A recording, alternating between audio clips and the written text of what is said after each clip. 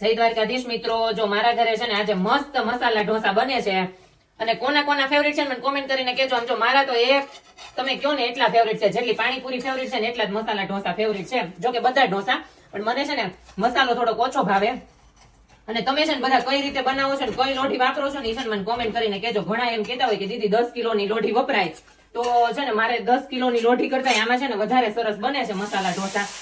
એટલે છે ને હું જો મસાલા ઢોસા ગમે એ ઢોસા છે ને આમાં બનાવું છું. બધી વસ્તુ જો કે આ લોઢીમાં જ બનાવું છું અને આ લોઢી મને છે ને ફાવી ગઈ છે. બધાનું અલગ અલગ હોય થાય, મને તો ફાવી ગઈ છે એટલે મારે કઈ ટેન્શન નથી.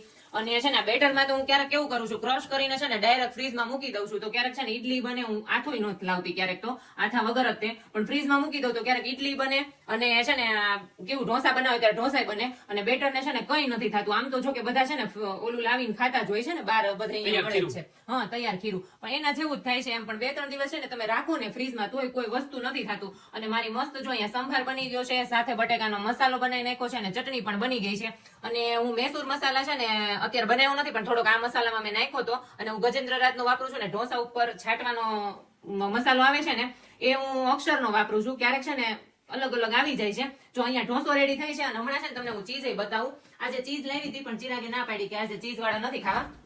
બાકી આ ચીઝ હું આજે લઈને આવી હતી પણ એ કહે છે ચીઝ વાળા નથી ખાવા, આજે ખાલી નોર્મલ મસાલા ખાવા છે. અને મને કઈ ઈચ્છા નથી. દર વખતે કેવું ઘણી વાર ક્રશ કરેલું લાવીએ અને ઘણી વાર છે ને આવું ચીઝ લઈને આવીએ છીએ. એટલે આ ક્રશ કરવામાં સારું પડે, ના જાજો ટાઈમ સારું રહેશે. ઓલું ક્રશ કરેલું છે ને આપણે યુઝ કરી નાખવો પડે છે.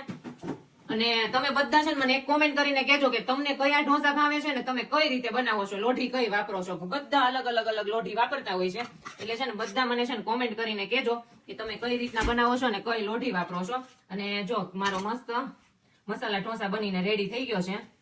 અને મને છે ને થોડોક મસાલા ઢોસામાં મસાલો ઓછો હોય ને એ વધારે ભાવે છે એવું એમ. એટલે જો મારો મસ્ત મસાલા ઢોસા હમણાં રેડી થઈ જાય, જો કાંઈ ન ઘટે. આપણે બહાર ખાવા જાય ને એવા ઢોસા બને છે.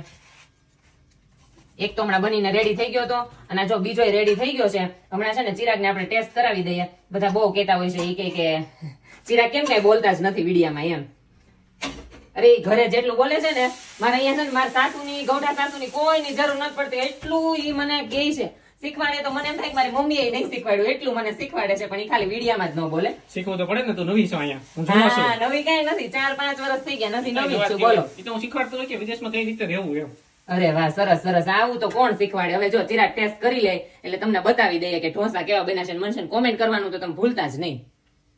બધાના ઢોસા લઈ લીધા છે, હારે છે સાંભર ને ઢોકળાની ચટણી તો હોય જ તે, તો સાઉથમાં ખાતા હોય એવું લાગે, નકર ન લાગે આપણને.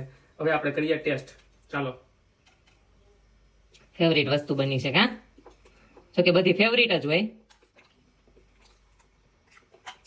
એને ખાવામાં એટલું ધ્યાન છે ને તાજ નહીં બોલે. એક નંબર ટેસ્ટ થયો છે. આપણે સાઉથ ઇન્ડિયન સ્ટાઇલના ઢોસા થયા છે, મજા લેવા લાગે ખાવાની. આપણે સુરતમાં સારા રેસ્ટોરન્ટ છે, ઢોસા સીગડી છે, વીએસ છે, ગમે ત્યાં ઢોસા એ બધા ભૂલી જાઓ. એક નંબર બન્યા છે, મજા લેવા રાખે ખાવાની. તો મિત્રો અહીંયા એવું હોય કે ઢોસાનો માહોલ એવી રીતે બનાવી અને ખાઈ પી મોજ કરવી. હવે હું કરું ઢોસા ખાવાનું ચાલો, નવી કરશે ઢોસા બનાવવાનું ચાલો. જો મિત્રો વિડીયો ગમ્યો હોય તો લાઈક કરજો, શેર કરજો અને કમેન્ટ કરવાનું તો ભૂલતા જ નહીં. મળીએ નેક્સ્ટ વિડીયોમાં. જય દ્વારકાધીશ.